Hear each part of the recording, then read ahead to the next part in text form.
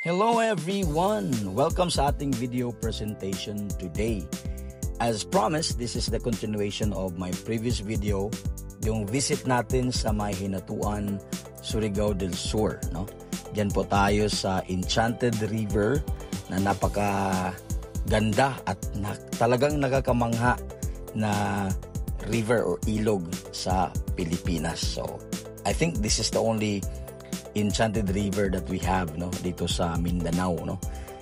Hindi ko pa napuntahan yung ibang mga river, but so far the only river na may ganitong klaseng enchantment kung ikaw ay nakapunta dito. So syempre yung feature natin ngayon, ito yung second location na pinuntahan natin here in Hinatuan, Surigao del Sur. So this is just what I call this, from Enchanted River.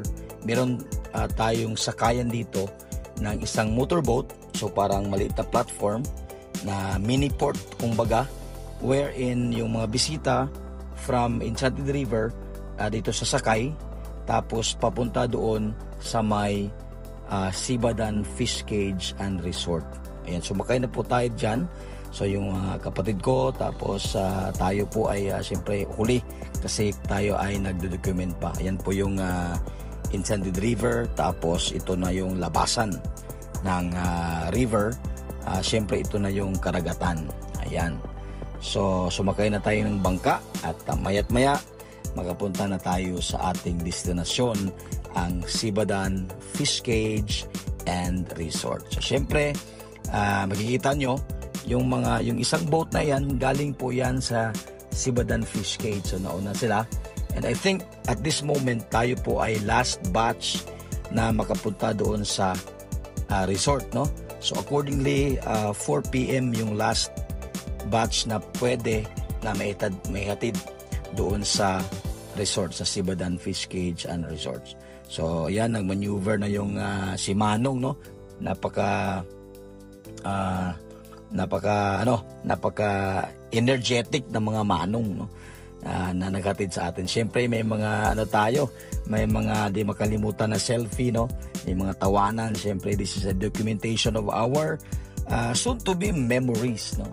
Kasi siyempre yung mga travel para hindi makalimutan, kailangan nating document yan, no?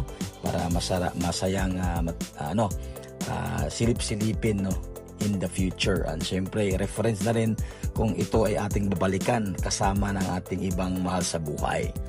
Ayan, so pina-fast forward ko na ito kasi para hindi tayong matagalan dito, no? At nakakapagod na rin mag-voice over. Alright?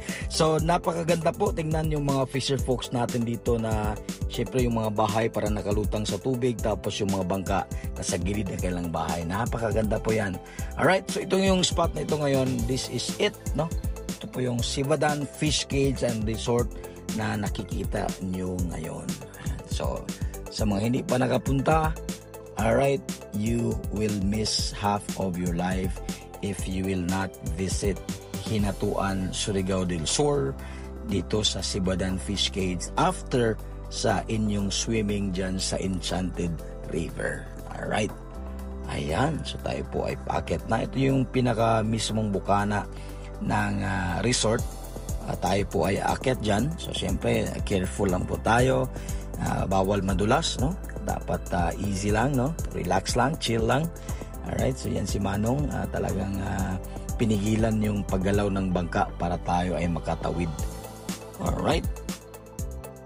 Alright, so ayan. So konting selfie muna. Siyempre naka-smile si Kuya kasi first time sa lugar. And siyempre alam mo naman yung mga first time. Yung mga first time na yan na talagang tatatak sa ating isipan at sa ating damdamin. Ayan, so bakit na aking mga kasama ko ng mga laagan. So sa laagan in Bisaya is, in Tagalog is ano bang Tagalog? Kaya na nga ang mag-translate niyan. Alright, sa inyong kapatid ko yan, si JR, si JM. Ayan, dito na. Yes, you can see sa Sibadan Fish Cage and Resort. Yung ginagawa din namin dito, yung spot na ito, you can actually just jump and swim. Ayan, sa spot na yan. So mayroon yung hagdanan. So napakaganda kasi pagkatapos mong pwede kang mag-chill dito sa mga upuan. Tapos pag gusto mo nang i-feel na ulit yung dagat, ay tumalong ka lang dyan. Walang pipigil sa'yo. Ay, karagatan, pag-ingatan. Basura, bawal dyan. Alright. Ayan, so papasok tayo. So mayroon logbook dyan. So syempre, kaway-kaway sa local government unit sa Hinatuan, Surigao del Sur, sa napakagandang ambience and napangalagaan talaga yung mga tourist spots and destinations sa kanilang lugar. Alright. So syempre naman kapag maganda yung mga resort na maximize yung yung cleanliness and everything, syempre marami yung maiengganyo na bumisita. Yan po yung cage wherein yung mga sharks ay naka-separate sila, no? So, yan po yung mga sharks na makikita natin at ito naman yung mas malaking cage, tapos dito makikita yung that's stingray. Alright, so sa Bisaya sa amin is pagi. Alright, stingray sa English. Ang scientific name is hindi ko na alam, no? Kailangan ko pang tanungin si Google. Alright, so yan. So this one up close and personal, hawakan yung stingray. So ayan, magkaibigan na kami. First time ko itong mangyari, no? Na nahawakan ko yung stingray. Ayan. So dito lang yan sa Sibadan Fish Cage and Resort. So ayan. Alright, so napakaganda po, no? Iba-iba yung feeling, iba yung talagang tawag nito, yung excitement na madarama. Sabi yung Tagalog natin, no? Madarama mo kapag up close and personal mo itong mga marine life na ito. At itong cage na rin po na ito, dito rin po nakadestino yung mga blue marlins, no? Napakalaki yung mga blue marlins. Accordingly, they weighed around 20 kilos, no? More or less. So itong fish cage na ito, napakaganda po ito. Alright, so ayan, meron tayong feeding, no? So I think yung buong bowl ng what do you call this, yung pagkain ng pagpapakainin mo yung mga stingray or mga isda dito, yung mga malalaki, 50 pesos lang po yan, no? Bawat bowl. So napaka affordable naman, and syempre hindi matatawaran yung experience na nagpapakain ka ng mga marine life na ganito. Alright, and up close and personal pa. Syempre yung si sis, talagang hindi niya sinayang yung panahon, kundi nag-swimming pala siya dun sa kasama yung mga stingray, no? Nasa gilid lang niya, no? Ayan, hinawak-hawakan pa, no? Ayan, so magkaibigan na kasi sila kasi maliliit pa itong mga stingray.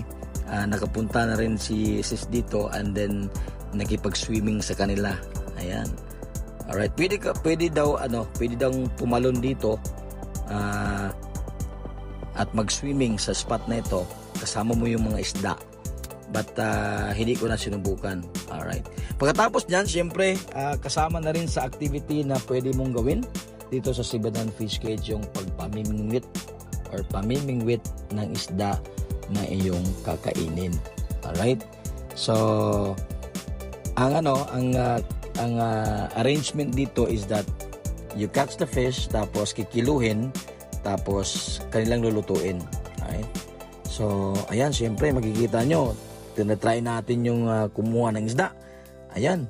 So syempre tayo expert dito kasi laki tayo sa probinsya. Ayan. So isang tapon ng fish hook with pain, no, with bait, kuha tayo ng isda. Ayan. So syempre may picture taking diyan, may video diyan, record. Ayan. Smile naman diyan, Koy. Ayan. Kaso medyo maliit yung isda na nagawa natin. But anyway, it's good. the feeling of having this kind of experience is really amazing. And other than that, meron din ditong napaka fresh na lobster. Ayan, yung lobster na yan. So if you want, you can choose to have lobster, yung isda na binibingwit namin. I think talakitok kaya yun. Hindi ko lang matandaan kung anong klaseng isda ito, no? So, and then blue marlins, if you want to, pwede kang mamingwit ng blue marlin. So ito si JC.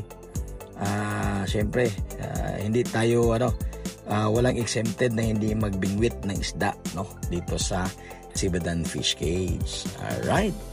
So yung makukuha nyo pala dito na isda, 1,000 pesos per kilo. So ang dyan, ang arrangement dyan, 1,000 pesos per kilo, kasama na yung pagluluto. Libre na yun, no? Pagluluto, either sabaw, kinilaw, or grilled, or sugba. It would be up to you, no? So depende sa trip mo, pwede lang gawin dito sa resort na ito. Ayan. Alright. Meron din silang mga accommodation rooms dito. So kapag bisita tayo dito, tapos you wanna stay for the whole night, then they have rooms to accommodate guests as well, syempre, no? And alright, so ngayon yung kapatid ko naman namingwit. Ayan. So ayan, kinat ko lang yung part na ito kasi yung unang kumain ng kaniyang bait, no, ay butete, no. Yung butete kasi may isang butete na nakasama dun sa mga fish na yan, no. But eventually nakagawa din siya ng fish. Ayan, so success. Ayan, no. At syempre sayo pa siya, no. Ayan.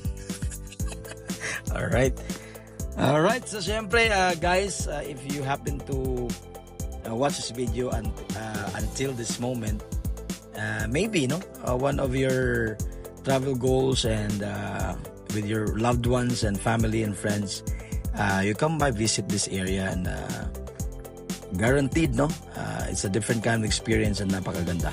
Yan po yung up close and personal natin na mga stingray and blue marlins. If you can also catch blue marlins for 1,000 pesos per kilo, and accordingly nasa mga 20 kilos more or less ang isa. Alright, so ayan na. So siyempre hindi natin hinuli yung blue marlins kasi medyo expensive yon. So ito lang muna yung mga nakuha natin na mga maliliit na tamang-tama lang po sa atin. Alright, and at least you guys have now the idea kung ano yung mangyayari kapag tayo po ay bumisit dito sa Sibadan Fish Cage and Resorts. Kinain natin yan. Siyempre yung tiyan natin ay craving satisfied, kumbaga ang nangyari. So tayo po ay naabutan ng gabi dito, but solid po yung experience. Tayo po ay masaya na nakabisita dito sa Sibadan Fish Cage and Resort, and God bless everyone.